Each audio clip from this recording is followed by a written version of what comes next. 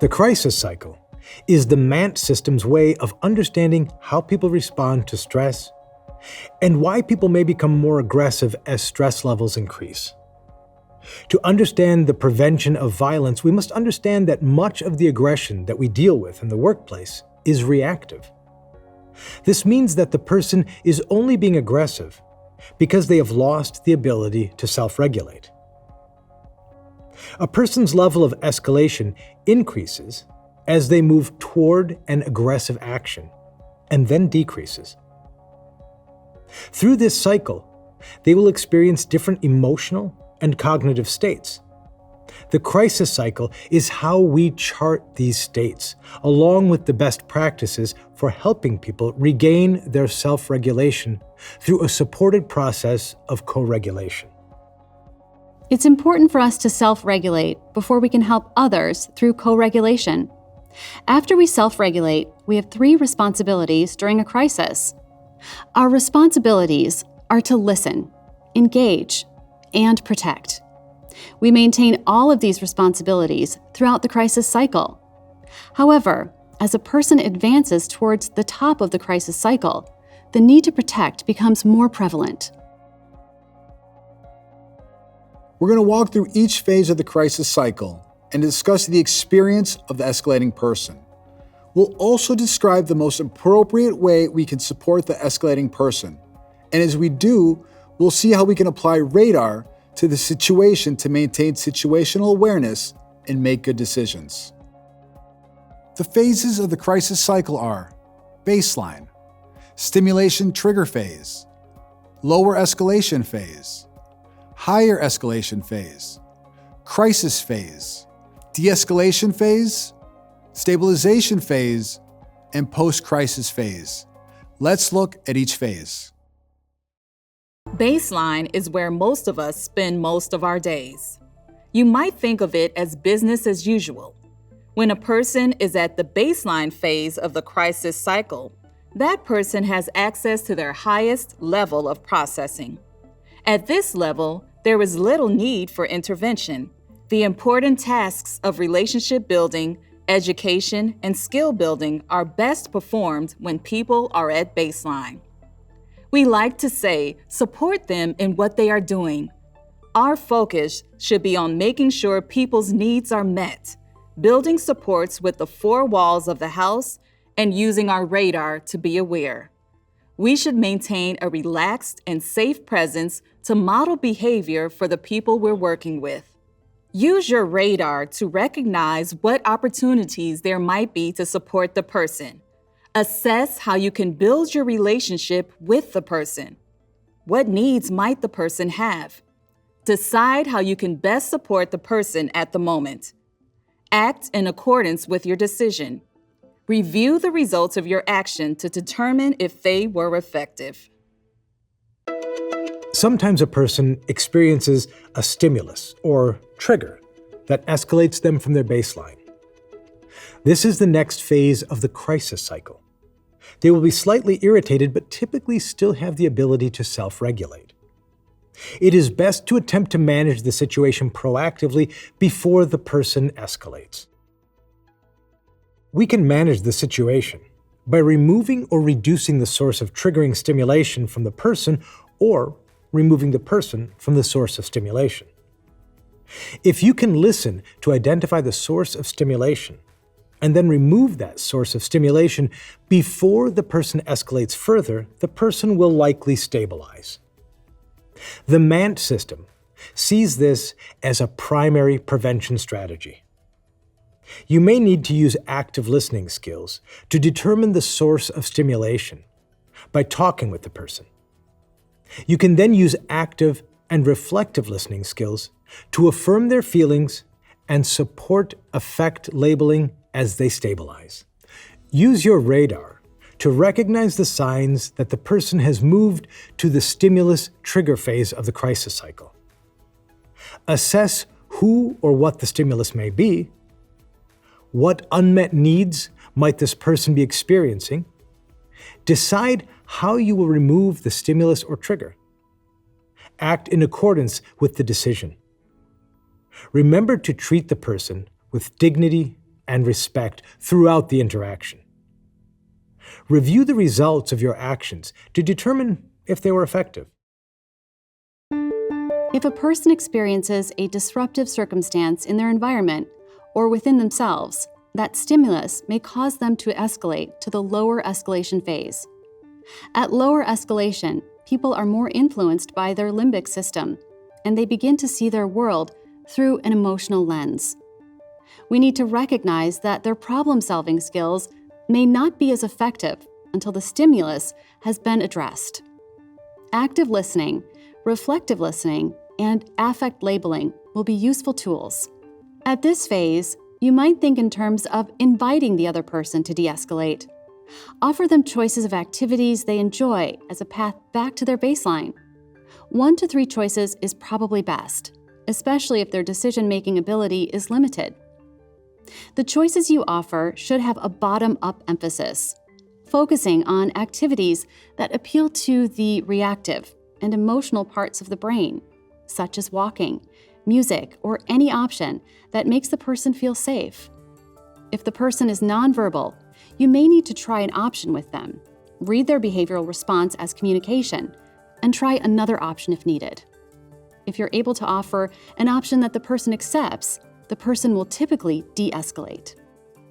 Using our radar, recognize what signs there are that the person has moved to the lower escalation phase.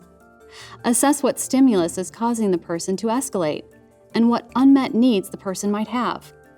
Decide what options can be offered to the person to help them meet their needs and support them in their self-regulation process. Act in accordance with your decision. Review the results of your action to determine if they were effective.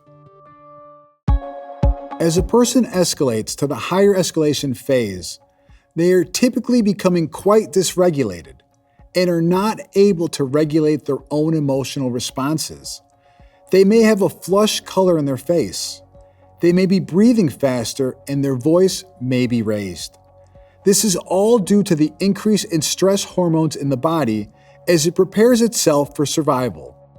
Remembering that a person at higher escalation will not be processing information well enough to make safe choices, we need to deliver a message of safety and then cue or guide them to safer behavior as an alternative to their current behavior. The person may be shouting and using larger and faster movements than is typical for them. The person will not be processing information very well in this phase.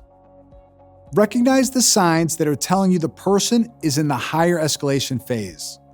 Assess what unmet needs the person might be experiencing and what messages of safety you can provide. Decide what safer behavior we can guide them towards by offering choices. Act according to your decision. Review the results of your actions to see if they were effective. A crisis occurs when a person responds to stress in a way that immediately threatens harm to themselves or others. Our job is to focus on protection, using the least amount of interaction necessary for safety. Remember that we have many options that don't require physical intervention. This can be as simple as clearing other people out of the area and allowing the person in crisis a reasonable and safe space.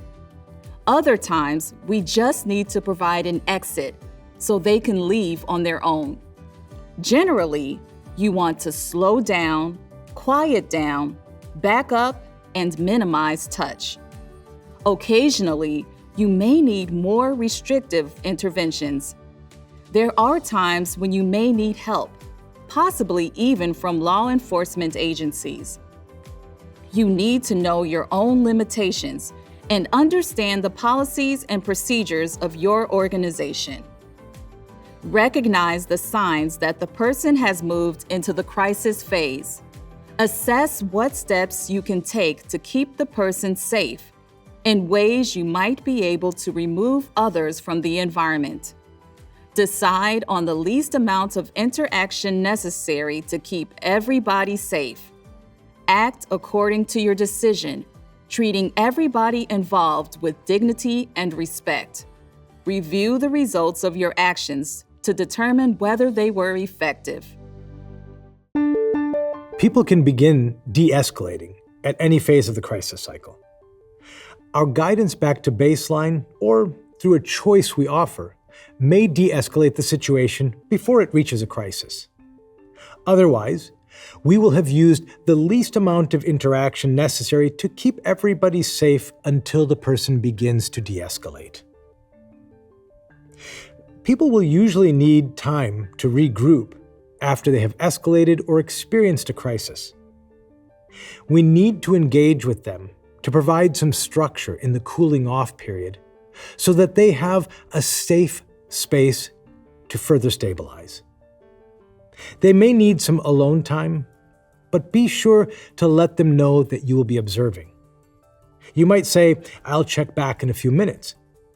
Just remember that you should never leave people alone if they have made statements of self-injurious or suicidal intent. Recognize the signs that the person has moved to the de-escalation phase. How can you engage with them? Decide what structure you can provide to support the cooling off process. Act according to your decision, and review the results of your actions to determine if they were effective. When a person has de-escalated enough to be able to process the incident safely, they have entered the stabilization phase. We should use active listening, reflective listening, and affirming their feelings to help them process. The goal is to help the person process the incident and learn safer and more effective ways to self-regulate if similar events occur in the future. Stick to who, what, where, when, and how questions to help the person learn safer and more effective ways to self-regulate in the future.